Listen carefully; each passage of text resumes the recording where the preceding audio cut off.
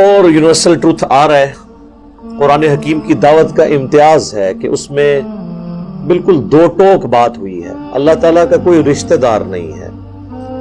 اللہ تعالیٰ اپنے جو بنائے ہوئے ڈیوائن اصول ہیں ان کے اوپر بالکل کوئی ٹالرنس دینے کے لیے، کمپرومائز کرنے کے لیے تیار نہیں ہے. اللہ کے ساتھ کسی کی کوئی رشتہ داری نہیں ہے.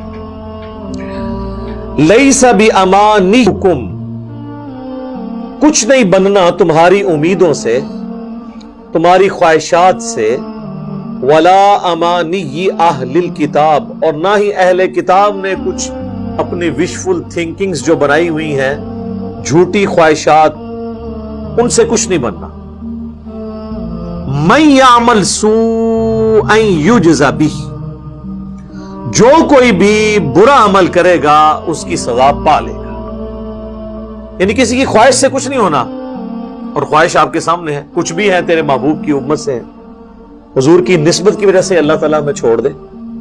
یہ ہے وہ اصل میں چیز جو دھوکے میں ڈالتی ہے لوگوں کو. نسبت کام آئے گی بشرطے کہ اعمال بھی درست ہوئے، اور اگر اعمال درست نہ ہوئے تو صحیح مسلم میں واضح حدیث ہے، اللہ کے محبوب صلی اللہ علیہ وآلہ وسلم نے فرمایا جس کو اس کے عمل نے پیچھے چھوڑ دیا، اس کا نسب، اس کی رشتہ داری، اس کا اعلیٰ خاندان کا ہونا اسے آگے نہیں لے کے جا سکتا. حتیٰ کہ اس کا کلائمیکس ہے بخاری اور مسلم دونوں میں. اللہ کے محبوب صلی اللہ علیہ وآلہ وسلم نے فرمایا اے میری بیٹی فاطمہ، میرے مال سے جو تو نے لینا ہے لے لے، اگر اللہ کے حضور تو پکڑی گئی تو میں تیرے کچھ کام نہیں آؤں گا. اے اللہ کے نبی کی پھوپھی صفیہ، میرے مال سے جو کچھ لینا ہے لے لے، اگر اللہ نے پکڑ لیا تو میں تیرے کچھ کام نہیں آؤں گا. اے اللہ کے نبی کے چچا عباس بن عبد المطلب، میرے مال سے جو کچھ لینا ہے وہ لے لو، لیکن اللہ کے حضور تم پکڑے گئے تو میں تمہارے کچھ کام نہیں آؤں گا. اب مجھے بتائیں اس سے زیادہ کھول کے کیا بیان کیا جا سکتا تھا؟ لیکن ہم لوگ اپنی وشفل تھنکنگز میں کہ ٹھیک ہے جی ہماری نسبت ہے، ہمیں بچا لے گی. اور یہ تصویر کا ایک رخ ہے کہ ہمیں بتایا گیا کہ اللہ کے محبوب صلی اللہ علیہ وآلہ وسلم شفاعت کریں گے، یقیناً کریں گے، لیکن بالاذن ہوگی.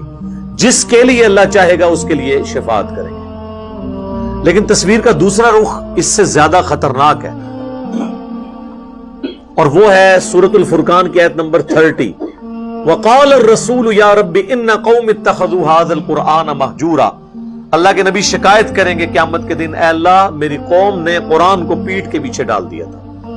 تو جو قرآن کو چھوڑے گا اللہ کے نبی علیہ السلام اس کے خلاف شکایت کریں گے. صحیح مسلم میں ہی حدیث ہے القرآن حجت لک او علیک، قرآن یا قیامت کے دن تیرے حق میں حجت ہوگا یا تیرے خلاف حجت. جو اس کے مطابق چلیں گے ان کے حق میں حجت، جو خلاف چلیں گے ان کے خلاف حجت.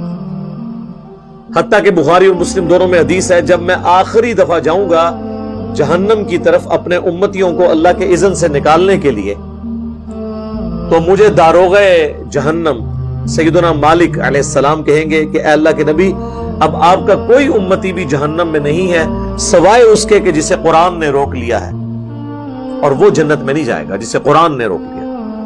اور قرآن نے کس کو روک لیا؟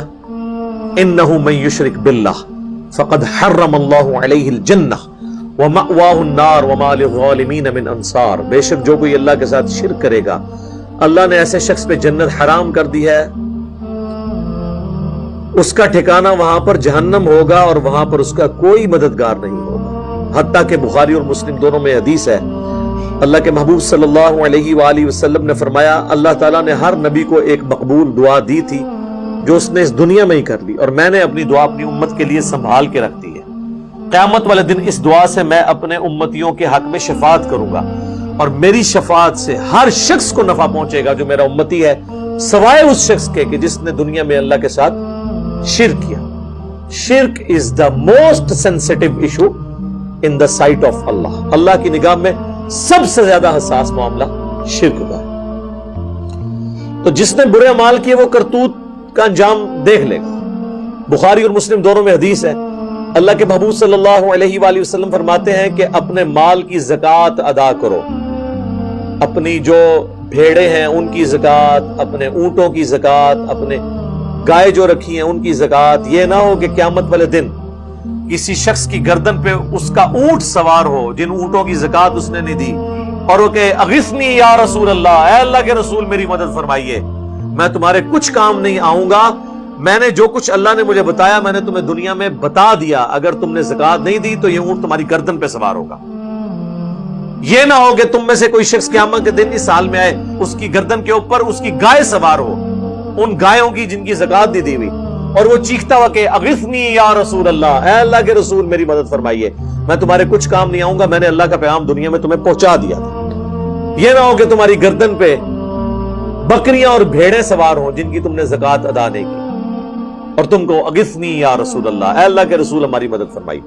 یہ ہم بچپن میں جناب یہ بیج لگایا کرتے تھے، وہ انجمن طلباء اسلام ہوتی تھی نا، بریلوی مکتبہ فکر کی ایک سمجھ لے اسٹوڈنٹ ونگ، جس طرح جماعت اسلامی کی ہے نا جمعیت طلباء، اسی طریقے سے مسلم لیگ کی ایم ایس ایف ہے، پیپلز پارٹی کی پی ایس ایف ہے، اور تحریک انصاف کی آئی ایس ایف ہے، اس طرح بریلویوں کی ایک جماعت ہوتی تھی اے ٹی آئی۔ آج بھی جو اسلامی یونیورسٹی بھاولپور ہے اس میں ان کا زور ہے، باقی آلموسٹ، تو انہوں نے وہ بیج بنائے ہوتے تھے اغثنی یا رسول اللہ۔ اس وقت تو ہمیں یہ پتہ ہی نہیں تھا کہ یہ نعرہ جہاں سے لیا گیا یہ تو کسی اور معنی میں آیا ہوا ہے، اس کے آگے لکھا ہونا چاہیے کہ اغثنی یا رسول اللہ ہم کہیں گے لیکن رسول اللہ ہمارے کچھ کام نہیں آئیں گے، کیونکہ انہوں نے دنیا میں ہمیں بتا دیا تھا کہ کیسے چلنا ہے۔ اور وہ بیج اس لیے لگواتے تھے کہ جو مرضی کریں اللہ کے نبی ہمارے کام آ جائیں گے۔ وہی بات جو ہم کہتے ہیں جو کچھ بھی ہیں تیرے محبوب کی امت سے ہیں، چور ہیں، ٹھگ ہیں، فراڈیے ہیں، حرام خور ہیں، بے نمازی ہیں، ہم نے تو صحیح نہیں بننا ہے، اللہ اسی طریقے سے ہمیں قبول کر لے، جو کچھ بھی ہے تیرے محبوب کی امت سے۔ اور میں کہتا ہوں کہ اگر دنیا میں مورل لاز ایکٹیو ہوتے نا، اسی وقت آ کے سر کے اوپر جوتی پڑتی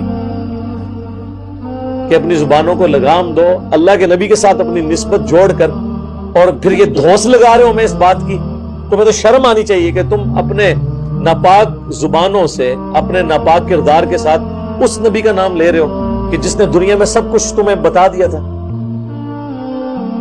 تو یہ آگے جوتیاں پڑنی تھی۔ تو یہ اللہ کا یونیورسل جو ٹروتھ، ایک یونیورسل قانون ہے، یہ سورۃ البقرہ میں بھی آیا تھا، کچھ نہیں بننا نہ تمہاری خواہشات سے نہ اہل کتاب کی خواہشات سے۔ من یعمل سوءا یجز بہ، جو کوئی برے اعمال کرے گا وہ اس کی جزا پالے گا۔ جزا کا مطلب سزا، بدلہ، عربی میں جزا کہتے ہیں بدلے کو۔ ولا یجد لہ من دون اللہ ولیا ولا نصیرا، اور نہ قیامت والے دن اللہ کے سوا کوئی اپنا دوست پائے گا اور نہ ہی مددگار۔ اب اللہ تعالیٰ واضح کہہ رہا ہے، لہذا پیغمبروں نے بھی جو شفاعت کرنی ہے وہ اللہ کے اذن سے کرنی ہے، اگر اللہ اذن نہیں دے گا تو نہیں شفاعت ہوگا۔ وَمَن يَعْمَلْ مِنَ الصَّالِحَاتِ، اور جو کوئی کرے گا نیک اعمال، من ذکر او انثى، چاہے وہ دنیا میں مرد تھا یا عورت، وَهُوَ مُؤْمِنٌ، لیکن تھا ایمان والا۔ صرف نیک اعمال سے کچھ نہیں بننا۔ لوگ کہتے ہیں مدر ٹریسا نے اتنی خدمت کی، بھئی اللہ تعالیٰ کو اس کی اس خدمت سے کوئی غرض نہیں اگر اس نے اللہ کو نہیں پہچانا۔ اللہ کے لیے تو سب سے سینسٹیو چیز توحید تھی۔ ہاں توحید سلامت ہے، عقید آخرت درست ہے، ختم نبوت کا عقیدہ درست ہے، پھر اعمال ظاہر ہے کہ فائدہ مند ہوں گے۔ تو اللہ تعالیٰ ہمارا ہے ہوا وہ مومن فاولئک یدخلون الجنہ، تو ایسے لوگ پھر جنت میں داخل کیے جائیں گے۔ ولا یظلمون نقیرا، اور ان کے اوپر ظلم نہیں ہوگا ایک تل کے برابر۔ فمن یعمل مثقال ذرۃ خیرا یرہ ومن یعمل مثقال ذرۃ شرا یرہ، جس نے ذرے کے برابر بھی نیکی کی وہ اس کا اجر پالے گا، اور اس نے ذرے کے برابر بھی گناہ کیا تو اس کی سزا بھی بھگتے گا۔ اچھا یہاں پہ لوگ کہتے ہیں اللہ تعالیٰ چاہے تو چھوٹی سی بات پہ بخش دے۔ آج تک آپ ان لوگوں سے یہ نہیں سنیں گے کہ اللہ تعالیٰ چاہے تو چھوٹی سی بات پہ پکڑ لے۔ اللہ تو دونوں چیزوں کی بات کر رہا ہے، تو یہ آدھا دین کیوں پیش کیا جا رہا ہے؟ وہ جی بخاری مسلم میں حدیث ہے، ایک بدکار عورت تھی، اس نے اپنے موزے میں ایک پیاسے کتے کو پانی پلایا، اللہ تعالیٰ نے اسی وجہ سے اس کو بخش دیا، کنویں سے نکال کے وہ چمڑے کے موزے میں۔ تو اللہ تعالیٰ چاہے تو چھوٹی سی بات پہ بھی بخش دے۔ اس حدیث کے بتانے کا مقصد کیا نبی الاسلام کا یہ تھا کہ زنا عام کیا جائے اور اس کے بعد موزے میں پانی پلا دیا جائے؟ اس کا مقصد یہ تھا کہ اللہ کی رحمت سے نا امید نہیں ہونا، اپنی کوشش کرنی ہے۔ اور نبی اسلام نے اسے بیلنس کیسے کیا کہ بخاری مسلم دونوں میں حدیث ہے کہ ایک بڑی نیک عورت تھی، اس نے ایک بلی کو قید کر دیا اور وہ بھوکی پیاسی مر گئی. نبی اسلام نے فرمایا وہ اپنے اس ایک عمل کی وجہ سے جہنم میں، نیک ہونے کے باوجود. تو چھوٹی سی بات پہ اللہ تعالیٰ پکڑ بھی لیتا ہے. لہذا خوف اور امید اس کے درمیان زندگی گزارنی، بے فکر نہیں ہونا.